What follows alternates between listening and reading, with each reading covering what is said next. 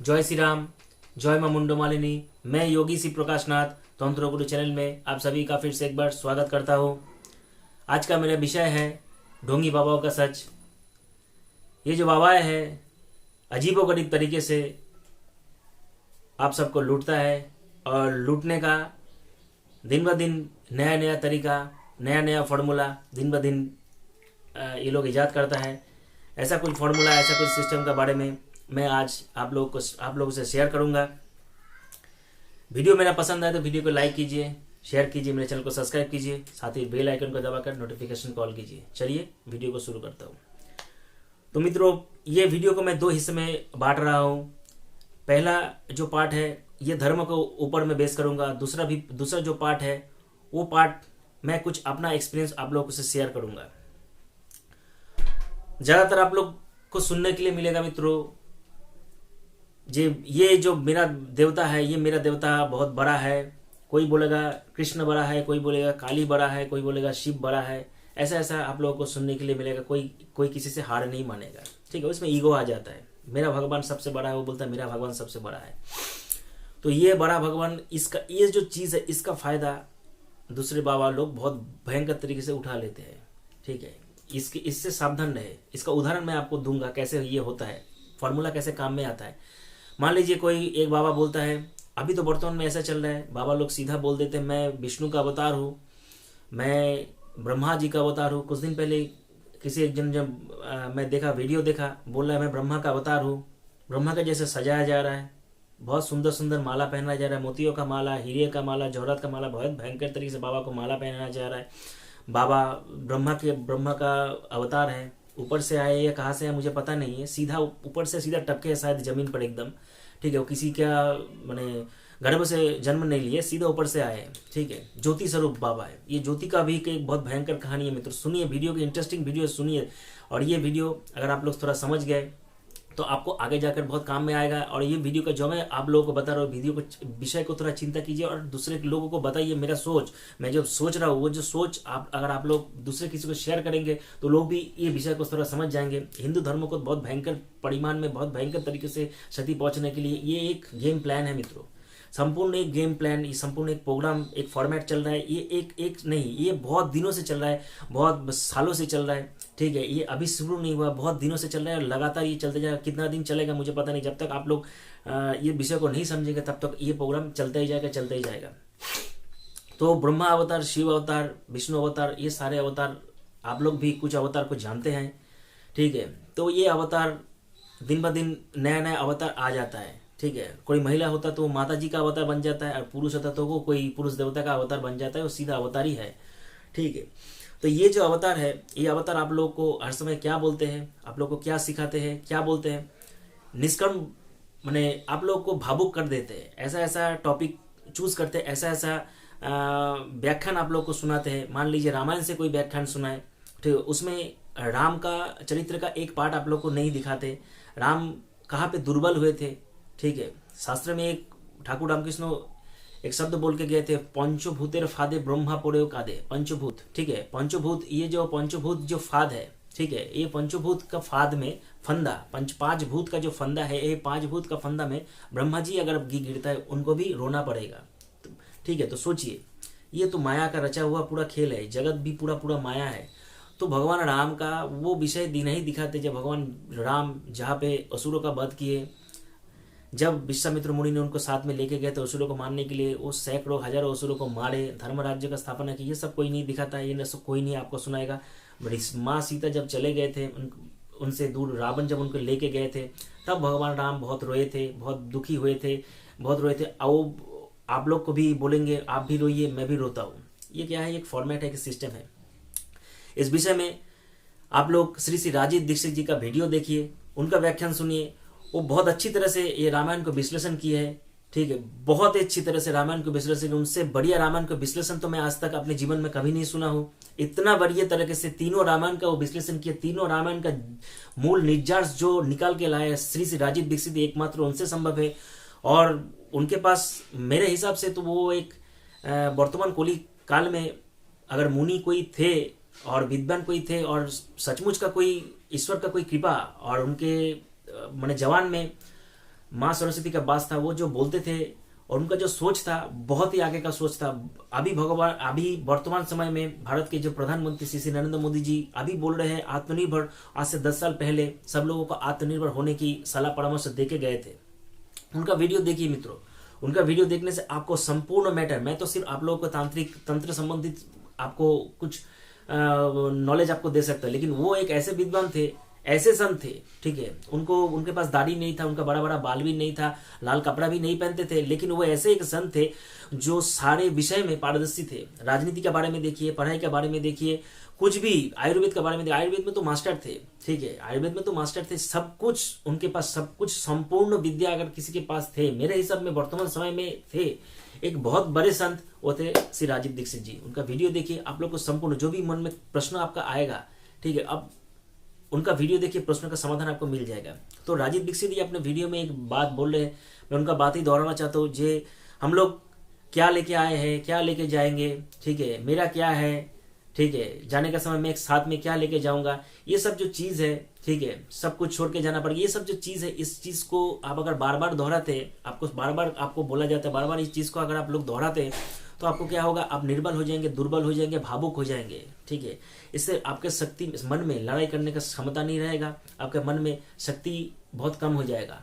जब आपका मन में शक्ति कम हो जाएगा तब दुर्बल हो जाएंगे, आपका उस दुर्बलता का फायदा कोई ना कोई जरूर उठा लेगा। इसलिए ये सब चक्कर में मत पड़िए, ईश्वर का नाम जरूर कीजिए, लेकिन ईश्वर का नाम ऐसा, कोई लोग बोलते हैं संसार जीवन छोड़ दो, ठीक है, संसार जीवन छोड़ दो, पति पत्नी के साथ, पति पत्नी अगर मान लिया फैमिली रिलेशन, पति पत्नी है, पति पत्नी के साथ रिलेशन में मत रहो, ठीक है, उसको तुम बहन मान लो, माँ मान लो, ऐसा कुछ भी मान लो, ठीक है, लेकिन पत्नी के साथ रिलेशन में मत रहो। इसका कोई मतलब है? आप विवाह किए, अग्नि के साथ, अग्नि के सामने नारायण को साक्षी मान के विवाह किए, विवाह करने के बाद अभी अपनी पत्नी को अभी छोड़ देते तो दोनों भगवान का साप आपको लगेगा, अग्नि का भी साप लगेगा और नारायण का साप लगेगा, ये कोई नहीं बताएगा आपको। विवाह किए हैं, पत्नी को आप छोड़ नहीं सकते, ठीक है, पत्नी को आप छोड़ नहीं, अगर वो छोड़ के चला जाए तो अलग विषय, लेकिन आप छोड़ नहीं सकते। आप अग्नि को साक्षी मान के उनको पत्नी माने हैं तो आप उसको छोड़ नहीं सकते। ये शास्त्रीय विधि सनातन ही धर्म है। क्या बोलते हैं, पत्नी के साथ, अगर पत्नी के साथ पत्नी के जैसे बर्ताव नहीं करेंगे, व्यवहार नहीं करेंगे तो पत्नी आपसे, आपके पास रहेगा क्यों? वो तो कुछ दिन के बाद तो ऐसे ही चला जाएगा। मजबूर किया जा रहा है जे, हाँ, मैंने पत्नी को छोड़ने का एक टेक्निक है, अलग टेक्निक, मैंने मजबूर किया जा रहा है जो पत्नी को इस टेक्निक से छोड़ो। ये है हिंदू धर्म को क्षति पहुंचाने का एक बहुत सुंदर शांतिपूर्ण प्लेटफॉर्म रचा गया है, बहुत ही सुंदर शांतिपूर्ण प्लेटफॉर्म।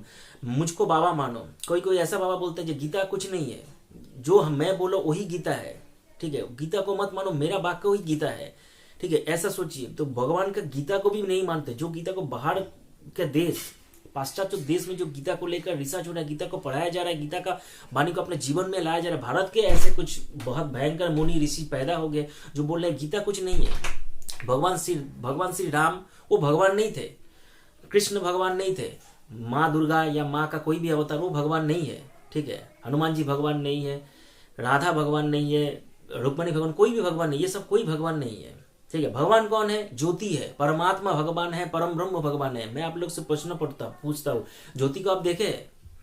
ज्योति को आप देखे? परमात्मा को कभी देखे? नहीं देखे। उत्तर आएगा सबके मन में, नहीं देखे। तो परमात्मा जिसको आप नहीं देखे उसको कैसे भगवान मान लिए आप लोग? भगवान राम को देखे हैं, भगवान राम को सुने? कभी अपने मुंह से बोले मैं भगवान राम हूँ, नारायण का पूर्ण अवतार हूँ? भगवान श्री कृष्ण को कभी सुने अपने मुंह से बोले मैं नारायण हूँ, मैं पूर्ण अवतार हूँ? ठीक है, कभी सुने? अभी वो दोनों को मैं छोड़ दिया, त्रेता दापर को छोड़कर मैं अभी कोलिकाल में आ रहा हूँ, ठीक है। कोलिकाल में जिसको जैंतो शिव, जिंदा शिव बोलते हैं, त्रिलिंग स्वामी जी को, जो काशी में रहते थे, ठीक है, वो उनको कभी सुने? खुद अपने मुंह से बोलते थे कि मैं नारायण हूँ या शिव का अवतार हूँ, ठीक है। वो भी साकार में पूछते थे माँ काली को। अभी कभी आप लोग जाए काशी विश्वनाथ दर्शन के लिए तो उनका आश्रम में, उनका आश्रम जो मंदिर है बना हुआ है, उनका आश्रम जो बहुत मोटा सा शिव, वो बहुत गंगा, वो आश्रम से बहुत गंगा बहुत नीचे है, एक बहुत मोटा सा शिव, आपने अकेला हाथ उस शिव को पकड़ने के लिए 2-3 आदमी शॉर्ट पड़ जाएगा, शायद 2-3 आदमी भी शिव को ऐसे जकड़ नहीं पाएंगे। एक मोटा सा शिव को, बहुत बड़ा पत्थर के शिव को अकेले उस गंगा जी से उठा के अपने आश्रम में लेकर आए। अभी भी वो शिव है, उनके आश्रम में अभी भी शिव रखा हुआ है। तो सोचिए, वो भी साकार में पूछते थे, वो जिस मातेश्वरी को, माँ काली को, जिस मूर्ति को पूछते थे, वो मूर्ति अभी भी उनके आश्रम में रखा हुआ है। उनका और उनका भी एक मूर्ति, शिला मूर्ति, अभी त्रिलिंग स्वामी की शिला मूर्ति है, जहाँ पे वो बैठते थे वो भी जगह है। तो त्रिलिंग स्वामी जिनको जिंदा शिव बोलते थे, वो भी कभी अपने मुंह से नहीं बोले कि मैं शिव हूँ या शिव का अवतार हूँ, मैं या कोई शिव का अंश अवतार हूँ, कभी नहीं बोले। ठाकुर श्री श्री रामकृष्ण जो स्वामी विवेकानंद जी का गुरु जी, वो भी कभी अपने मुंह से नहीं, उनका पत्नी जो माँ शारदा थे वो भी कभी अपने मुंह से नहीं बोले जी हाँ माँ मैं पूर्ण अवतार हूँ। सबसे बड़ा बात है, मैं आप लोग को ये बोलता हूँ, माता सीता और भगवान राम को आप लोग देख लीजिए, कभी भी भगवान अपने मुंह से नहीं बोले। जो भगवान को जानते थे, जो भगवान को जानने के लिए एक अलग दृष्टि होना चाहिए। साधारण मनुष्य की दृष्टि से भगवान को कभी नहीं पहचान पाएंगे। भगवान आपके हम लोग के जैसा साधारण के जैसा अगर घूमते भी है, ठीक है, साधारण इंसान के जैसा, तब भी उनको परखने के लिए जो दृष्टि है वो ये नॉर्मल दृष्टि से नहीं होगा।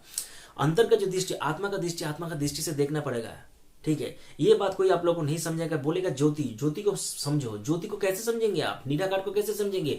स्वामी विवेकानंद जी को देखिए, पहले वो साकार में पूछते थे, जब साकार में उनका अभिज्ञता ज्यादा हो गया, एक्सपीरियंस बहुत ज्यादा हो गया, समझ गए मूल विषय को, तब धीरे धीरे वो निराकार में आ गए।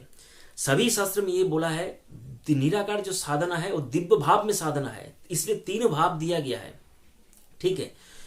3 भाव का मतलब इसीलिए इसी कारण से है जो साधक धीरे धीरे ऊपर की ओर जाएगा। पहले पशु भाव या मातृभाव, वीर भाव ये तांत्रिक भाव है, और दिव्य भाव ये योग का भाव हो गया। तीनों जो भाव है आचार, या तीनों भाव आप जिसको बोले, इसका कारण ही, मूल कारण ही यही है।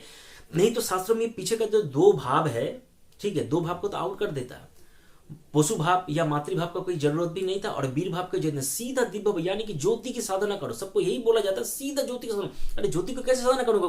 किसी का मन बैठेगा? मैं आपको बोलूं मेडिटेशन करने के लिए, आप सोचिए, मैं आपको बोलता मित्रों मेडिटेशन करो, दिन भर बैठ के मेडिटेशन करते, त्रटक जो करते, दीवार में कुछ लगाते, एक बिंदु को लगाते या कुछ स्केच को बनाते, उसको बोलते बिंदु के बीच में देखो, यानी कि कुछ देख रहे हैं आप। बिना देखे आपका मन कैसे बैठेगा? बिना देखे आप कैसे उस विषय को वो ध्यान करेंगे? मान लीजिए आपके सामने एक मूर्ति है, माँ काली का या भगवान नारायण का मूर्ति है, मूर्ति को देखकर उस मूर्ति को प्रभु मान रहे हैं, ठीक है, मान रहे, इसलिए आप उस मूर्ति का सेवा यातना आप कर रहे हैं, मूर्ति को प्यार कर रहे हैं, पूज रहे हैं, सब कुछ कर रहे हैं, तो आपका मन फुल उस मूर्ति के ऊपर निछावर है और मूर्ति को सोच रहे। अगर कुछ नहीं देख पाएंगे तो आप लोग कैसे सोचेंगे? कैसे आपका विश्वास आएगा? कैसे आपका भक्ति बढ़ेगा? ये जो संपूर्ण बात है मित्रों, ये संपूर्ण गुमराह करने वाला बात है। ये जो सारा सिस्टम है, मैं बहुत लोगों को ऐसे बोला जी आप लोग तो ये सिस्टम बोलते हैं, बोले हाँ कहाँ के आश्रम है आप लोग? सारे भारत में अपना आश्रम है, यह आश्रम है, वह आश्रम है, सारी जगह में आश्रम का उल्लेख कर देते मित्रों। तब मैं उन लोग को यही प्रश्न करता हूँ, बांग्लादेश में आश्रम है क्या? पाकिस्तान के बारे में बात उल्लेख नहीं करता हूँ मैं, सिर्फ बोलता हूँ बांग्लादेश में आश्रम है। चुप हो जाते हैं। बस पहले एक बांग्लादेश में आश्रम करके बताओ, वहां पे जाकर बहुत सारे लोग, बहुत धर्म का लोग हैं, उन लोगों को जाकर थोड़ा समझाओ। ये जो बात हिंदुस्तान में हिंदुओं को जो समझा रहे हो, वो बात हिंदुस्तान में ये चलेगा मित्रों। हिंदुस्तान से बाहर अगर कोई चला जाएगा तो ये सब नहीं समझाएगा, कोई समझने की जगह में नहीं रहेगा। जो समझने के लिए आएगा उसको मार के भगा देगा, इतना मारेगा उसी दिन वो उस स्टेट से, उस देश से निकल के भारत में आ जाएगा। ऐसा बहुत हुआ है, ऐसा बहुत बार देख चुका हूं। अभी जो भारत में बहुत भयंकर बाबा का रूप लेकर बैठा है, ठीक है, वो लोग भी कुछ समय पहले भारत के बाहर थे, अभी भारत में आया। ऐसे बहुत सारा कहानी है मित्रों, इसलिए आप मूर्ख मत बने, आप इस विषय को सोचिए। भगवान आप जिसको भी मानते हैं वही आपके लिए भगवान है। निराकार साधना में कभी मत जाइए। योग जो है, अगर निराकार साधना में जाते तो संसार जीवन अभी कभी आप लोग संसार जीवन नहीं कर पाएंगे मित्रों, कभी भी संसार जीवन नहीं जापन कर पाएंगे। इसलिए ये सब चक्कर में मत पड़े, संसार जीवन जापन कीजिए। संसार जीवन में रहते संसारी होकर सभी साधना कर सकते। इसका उदाहरण बहुत सारे बंगाल में बहुत बड़े सिद्ध महासाधक हुए, जैसे कमलाकांत है, राम प्रसाद है, बहुत सारे सिद्ध साधक हुए, मातृ साधक, ठीक है, माँ का पुजारी, बहुत साधक हुए जो संसार जीवन में रहकर वो लोग साधना किए और मंत्र सिद्धि प्राप्त किए और मोक्ष भी प्राप्त किए। आप जहाँ पे जिस स्टेट में रहते थे वहाँ पे भी महासाधकों का अगर आप लोग ढूंढ लेंगे, आप लोग जानकारी निकालेंगे, ऐसे बहुत महासाधक है जो संन्यास जीवन बिना जापन किए संसार में रह के भी मातृ साधना किए या कोई भी देवता का साधना किया और मोक्ष भी प्राप्त किए और सिद्धि भी प्राप्त किए। इसलिए सिद्धि प्राप्त के लिए, मोक्ष प्राप्त करने, ईश्वर के पास पहुंचने के लिए सन्यासी एकमात्र पथ नहीं है, संन्यास जीवन जापन ही एकमात्र पथ नहीं है। ठाकुर रामकृष्ण बोल के गए थे, जो संसारी लोग जो संसार जापन कर रहे हैं, परिवार को पाल रहे हैं, उसके बाद भी ईश्वर का भक्ति कर रहे हैं, वो सबसे श्रेष्ठ है। इसका एकमात्र कारण है सन्यासी लोगों का तो एक ही काम है। क्या काम है? सिर्फ ईश्वर को भजना, ईश्वर को भजना और ईश्वर को भजना। सिर्फ हरि नाम कीर्तन ही उन लोगों का एक ही मात्र कर्म है। उन लोगों को कोई कर्म करने की जरूरत नहीं है, ठीक है। वो सन्यासी गृह त्यागी, गृह को छोड़ दिया, उनका कोई बाल बच्चा कुछ भी नहीं है। वो सिर्फ अपना ईश्वर का भजना ही उन लोगों का काम है और लोक शिक्षा यही उन लोगों का काम है। लेकिन परिवारी लोगों का क्या काम है? परिवार को पालना है, रोजगार भी करना है, सब कुछ देखना है, सब कुछ संभालना है। उसके बाद भी वो परिवारी लोग ईश्वर का नाम ले रहे, ईश्वर को भज रहे, ईश्वर को प्रार्थना करे, प्रभु मेरा ये समस्या है, वो समस्या जो भी है, फिर भी वो प्रभु को निवेदन कर रहे। तो महान कौन हुआ आप सोचिए? जो ईश्वर के लिए अपना जीवन छोड़ दिया वह महान हुआ? नहीं, जो ईश्वर को लेकर चल रहा है, सब कुछ कर्म। जब ठाकुर रामकृष्ण जनक राजा का उदाहरण दिया था, माता सीता का, पिताजी का उदाहरण दिया था। जनक राजा ठीक है सब कुछ करते थे, दोनों हाथ उनका समान चलता था और जनक राजा बहुत श्रेष्ठ थे, दोनों कर्मों को एक साथ बैलेंस करके कर पाते थे। इसलिए संसार जीवन में रहकर दोनों कर्मों को एक साथ बैलेंस करके करिए, यही वीराचार्य साधना है। मोक्ष प्राप्त करने के लिए वीराचार्य साधना से ही हो सकता है। अगर ईश्वर आपका चाहा मोक्ष प्राप्ति करने के लिए तो जरूर आपका मोक्ष प्राप्ति ईश्वर ही करा देगा। इसके लिए कोई निराकार ज्योति परम ब्रह्म को ढूंढने की जरूरत नहीं है। परम ब्रह्म को ना ढूंढने से आपको परम ब्रह्म मिलेगा भी नहीं है। ज्योति का आपको एक उदाहरण देता हूँ मित्रों। अभी आप लोग देख सकते हैं महाभारत में भगवान श्री कृष्ण को जब कैद करने की कोशिश कौरव के द्वारा हुआ, ठीक है, सभागृह में, तो भगवान अपना विराट रूप धारण किए, प्रकांड रूप जो धारण किए, उस रूप धारण जब किए तो उनका इतना ज्योति, इतना चमक, इतना तेज शरीर की। आप मान लीजिए खुले आंख से ज्योति करते कुछ लोग, मैं तो खुले आंख से सूर्य को देखी ना एक बार सुबह को, इतना ज्योति को आप देखने आपका आंख में, और इतना शरीर में इतना पावर, इतना दम है। खुले आंख से थोड़ा 2 मिनट तक खुले आंख में देखिए, सूर्य को देखिए, आप लोग को समझ में आ जाएगा कितना ज्योति का कितना पावर है। ज्योति स्वरूप परम ब्रह्म क्या है? ज्योति स्वरूप। बोलने में बहुत अच्छा लगता है, परम ब्रह्म ज्योति स्वरूप है। ज्योति स्वरूप को कल्पना कैसे करूं? ज्योति को कौन देखा है? तुम देखे हो तो ज्योति को मुझे दिखाओ कैसा ज्योति जलता है। तो अगर तुम देखे हो तो मुझे दिखाओ कैसा ज्योति चलता है, तब मैं समझूंगा। ठीक है, जो काली मूर्ति जो रचना हुआ था, ये ध्यान जो रचना हुआ था, कोई ना कोई इस ध्यान को देखे है, इसलिए ध्यान का रचना हुआ था। कोई ऐसा बोलते जो शिव है वो शिवलिंग है वो एक अलग शिव है, जो शिव जी का मूर्ति है वो अलग शिव है, ऐसा भी मैं सुना हूं। जो दोनों शिव माने सोचिए डिफरेंस कैसा तैयार किया जाता है, देवता में कैसा तोड़ा जाता है। जो अलग अलग शिव है वो अलग अलग, ये शिव अलग है, ये शिव अलग है, ये माता अलग है, ये माता अलग है, ये बाबा अलग है, ये बाबा अलग है, सब कुछ एक नहीं है, अलग अलग है। एक कौन है? ज्योति एक है। तो ज्योति एक है तो ज्योति कैसे देखेंगे हम लोग? अब जब ज्योति के बारे में आप लोग से कोई भी प्रश्न पूछे तो ज्योति के बारे में यही पूछे, ज्योति कैसे देख पाएंगे आप लोग? आंख बंद करके ज्योति आएगा अपने सामने? कैसे आएगा? हजारों साल लग जाता है, जीवन पूरा लग जाता है किसी संत को अपना कुल कुंडली जागरण करने के लिए। मित्रों इतना सहज बात नहीं है। श्यामाचरण लाहिड़ी, जिसको जो संत को योगीराज बोलते हैं, श्यामाचरण लाहिड़ी, ठीक है, उनका किताब पढ़िए। उनका किताब पढ़ने से आपको पता लग जाएगा योग साधना कैसा होता है। ठीक है, बहुत साधारण भाषा में वो लिखे योग साधना कैसा होता है वो पता लग जाएगा। तो उनका किताब पढ़िए, ये सब पाखंडी के चक्कर में मत पढ़िए, ईश्वर का में प्रभेद मत कीजिए। जो देवता का आप पूछते उससे आपको भगवान, उससे आपको मोक्ष मिल जाए, उसके भगवान आपको मिल जाएगा। मैं एक छोटा सा कहानी आप लोगों को बताना चाहता हूं मित्रों। ठाकुर श्री रामकृष्ण देव जी के परम शिष्या श्री श्री गौरी माँ का एक कहानी, एक इंसिडेंट, एक घटना मैं आप लोगों को सुनाना चाहता हूँ। माँ एक बार अपने भक्त शिष्यों के सहित नवद्वीप बोलकर बंगाल में एक रेलवे स्टेशन है, नवद्वीप में एक स्टेशन में वो माँ बैठे हुए थे। कुछ देर दूर देखे माँ जे कुछ लोगों में लड़ाई झगड़ा हो रहा है। तो माँ बोले ठीक है तुम रुको, मैं वो लड़ाई झगड़ा का लोगों को, बच्चा लोगों का लड़ाई झगड़ा मैं बंद करके आता हूँ, समाप्त करके आता हूँ। तो माँ वहां पे गए तो माँ को देखा स्वाधि एक भगवा वस्त्र पहने हुए, सब लोग फाका जगह को खाली कर दिए। तो माँ पूछा जब क्या हो रहा है, लड़ाई क्यों कर रहे हो? तो दोनों पक्ष थे, दोनों पक्ष में एक पक्ष बोला मेरा भगवान श्रेष्ठ है, एक पक्ष बोला मेरा भगवान श्रेष्ठ है। ठीक है, इस विषय में लड़ाई हो रहा है, इसमें विवाद बहुत भयंकर चल रहा है, बहुत लोग इकट्ठा हो गए थे। ठीक है, ये सत्य घटना बोल रहा हूँ मित्रों। तो इसके बाद माँ बोले ठीक है अभी ये समस्या का समाधान मैं कर देता हूँ। कैसे कर देता हूँ समस्या का समाधान? ये समस्या का समाधान करने के लिए मैं तुम लोगों को एक घटना सुनाता हूँ, ये घटना को तुम लोग सुनो। तो माँ ये बोलकर माँ कहानी सुन रही। बोले प्राचीन कोई एक समय में, ठीक है, एक जगह में 2 भाई रहते थे। ठीक है, 2 भाई में से बड़ा भाई जो है गोपाल का, बाल गोपाल का परम भक्त था। एक भाई मातेश्वरी का, माँ काली का परम भक्त था। ठीक है, बड़ा भाई मानते थे गोपाल सर्वश्रेष्ठ है, छोटा भाई मानते थे माँ काली सर्वश्रेष्ठ है। इस दोनों में, ये भाई दोनों में बहुत ज्यादा भयंकर विवाद लगा रहता था, विवाद चलता रहता था। तो अभी ऐसा परिस्थिति में दो बागान में, और भाई लोगों का बागान में एक केले का पेड़ था, उसमें एक केला आया। तो दोनों भाई चुप चुप कर हर रोज देखते थे और मन ही मन में सोचते थे ये जो केला जब पकेगा तो मैं अपने गोपाल को दूंगा, छोटा भाई सोचता मैं अपने मातेश्वरी को, काली माँ को दूंगा। दोनों भाई रोज छुप छुप के देखते थे, रोज छुप छुप देखते थे। तो ऐसा परिस्थिति में एक दिन छोटा भाई बाजार गया और बड़ा भाई देखा ये केले का पेड़ में एक कौवा बैठा हुआ है। तो बड़ा भाई को लगा ये केला अभी पक गया, तो कौवा चोच ना मार दे उससे पहले केला को मैं काट के लेके आ जा, तो नहीं तो भगवान को चढ़ा नहीं पाऊंगा, झूठा हो जाएगा वो। तो बड़ा भाई केले को काट के लेके आया। छोटा भाई जब घर में आया तो देखा केला नहीं है, ठीक है। वो बहुत ही गुस्सा हो गया, बड़ा भाई के साथ आकर बहुत भयंकर लड़ाई झगड़ा किया। बड़ा भाई बोला जे केला मैं भगवान को निवेदन नहीं किया, भगवान को चढ़ाया नहीं हूँ, घर में काट के लेके आया हूँ, कौवा चोच ना मार दे। लेकिन छोटा भाई हिंसा और देश की वजह से बड़ा भाई का बात नहीं माना। ठीक है, हो गया, 2 दिन बीत गया। तो छोटा भाई को एक दिन लगा जो आज केला पक गया तो आज बड़ा भाई जरूर भगवान को बाल गोपाल को केला को निवेदन करेगा, जरूर निवेदन करेगा। तो बड़ा भाई के पूजा का समय उसको पता था। तो वो छोटा भाई को लगा जब अभी बड़ा भाई पूजा करेगा तो मंदिर का दरवाजा, बड़ा भाई का मंदिर का दरवाजा धीरे धीरे खोलकर वो देखने लगा कि बड़ा भाई केला को कैसे निवेदन कर रहा है, ठीक है। और मन में उसको दुखी हो रहा था कि मैं केला को अपने माँ को नहीं दे पाया और बड़ा भाई दे पा रहा। वो इस सोच की वजह से वो देखने के लिए गया था कि कैसे निवेदन कर रहा है अपने भाई। वो क्या देखा, अंदर में देखकर वो अचंभित हो गया।